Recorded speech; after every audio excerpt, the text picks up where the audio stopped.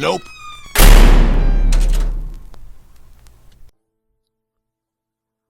My name is Joseph, spelled with an extra E.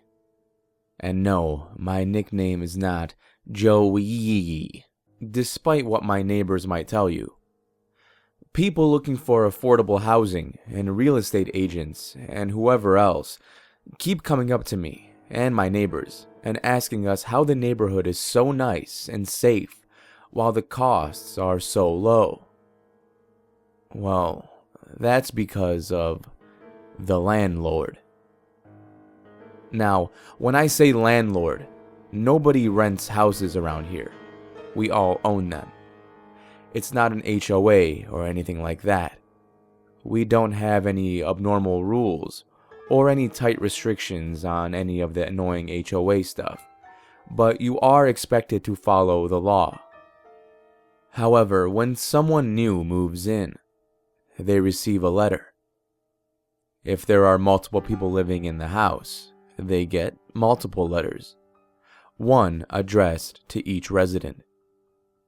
Given how this letter was supposedly from a landlord, and the return address indicated a house number that was missing from the neighborhood, I kept it, just in case I ever needed it as evidence for any type of legal bullshit.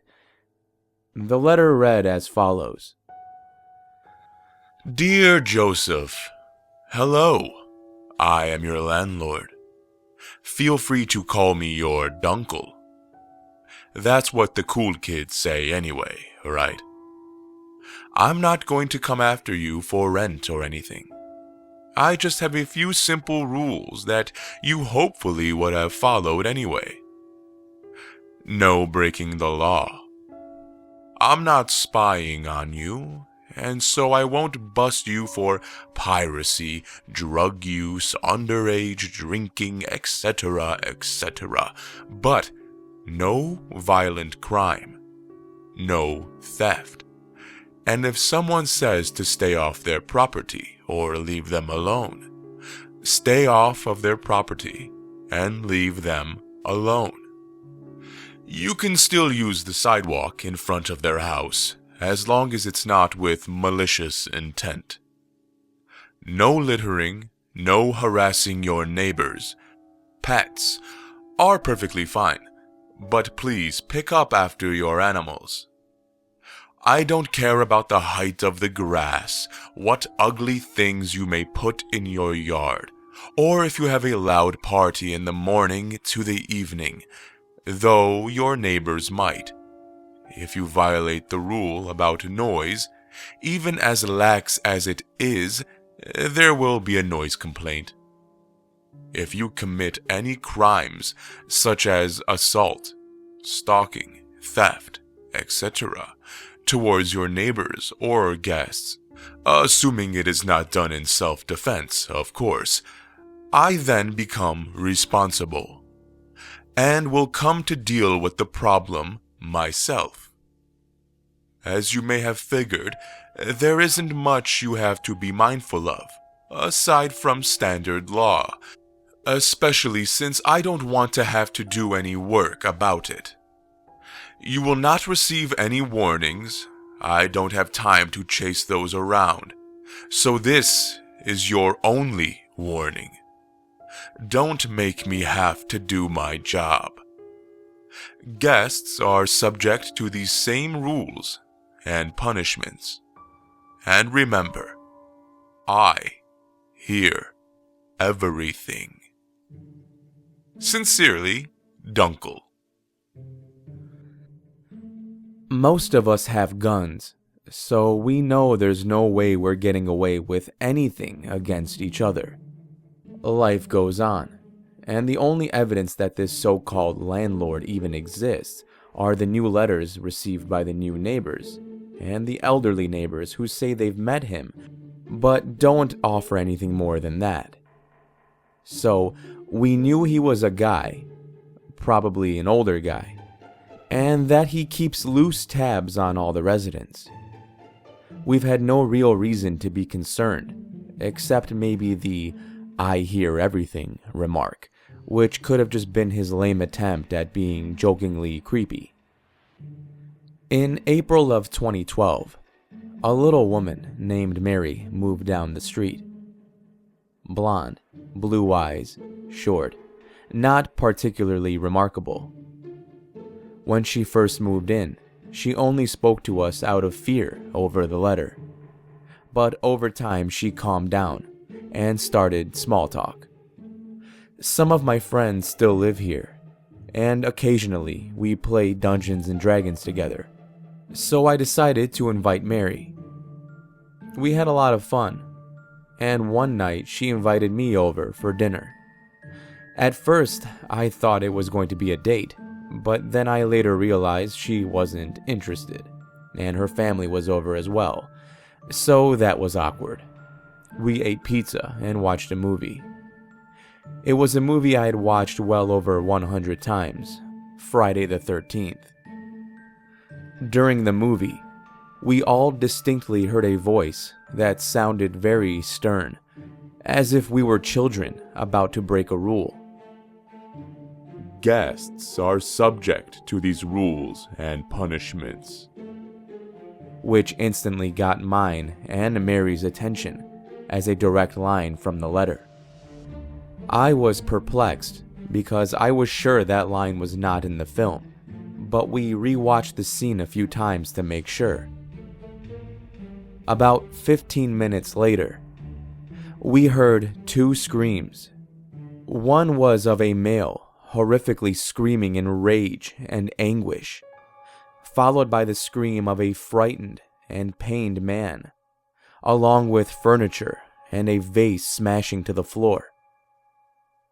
We all looked in the direction of the second scream from downstairs, and a man in a wife beater and jeans was storming up with a knife in hand. Mary's dad tried to fight him, but he was stabbed and knocked aside. I was carrying, so I removed my pistol from its holster, while Mary, her mother, and her grandmother got behind me. But before I could pull the trigger, the screaming that had been in the background came to our attention. In addition to that loud screaming, we heard what sounded like a car being flipped and wood exploding as the scream got louder and louder. We then began to hear something bounding up the stairs. Mary's father, still wounded on the ground, let out a terrified scream, but the bounding continued to get closer and closer to the door until he was in view. Our landlord. The landlord, as we can only call him, was vaguely humanoid. He stood tall at 6'5". His skin was gray, leathery, wrinkled, and gaunt. In place of normal arms, the landlord had long spikes that moved around like fingers coming around various parts of his torso. He was bald, with milky white eyes and an elongated mouth. Sadness painted all over his face. He didn't stop screaming. That scream of anguish, agony, and pure hatred.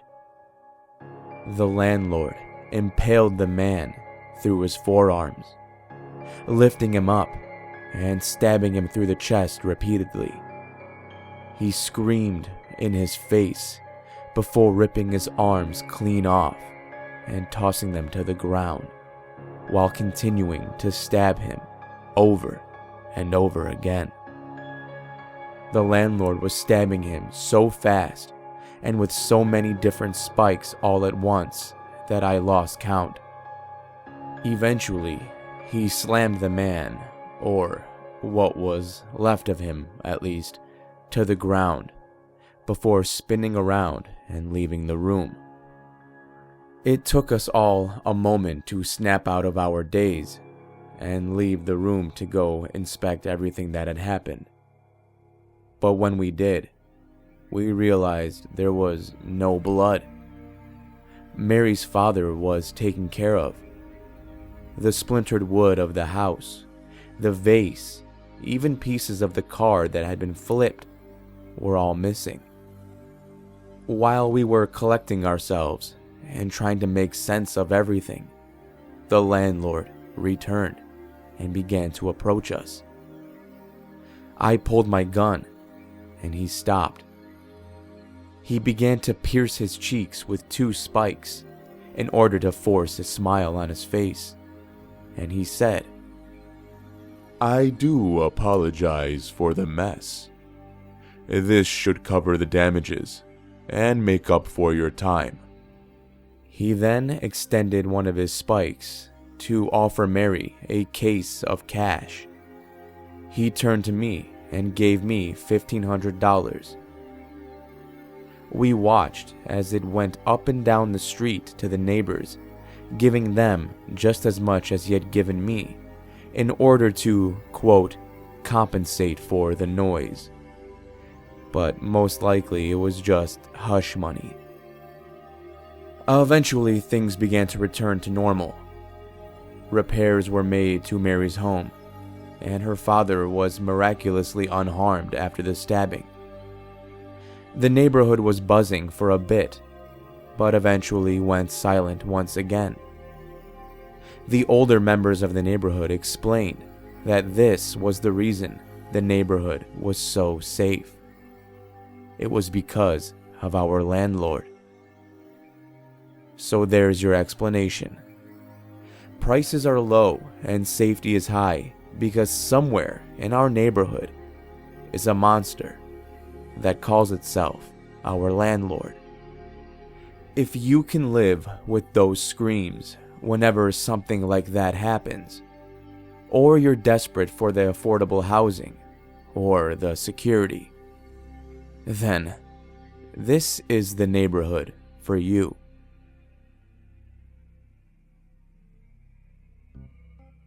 Thank you for listening, and I hope you enjoyed this week's video. If you did, you know what to do.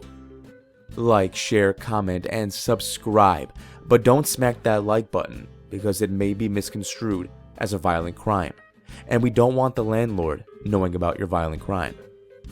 Shout out to the author of the story, Reddit user Secretrider. I will leave a link in the description per usual. Question of the week, naturally, is would you guys live in this neighborhood? I would, because I will gladly obey the law and not, be an a-hole, and have extra security, because if anyone is an a-hole, the landlord is gonna come in to save the day. He's kind of like Venom and Superman mixed together, so that's cool. Until next time, everybody, remember to stay safe out there. I'll be seeing you in the next video.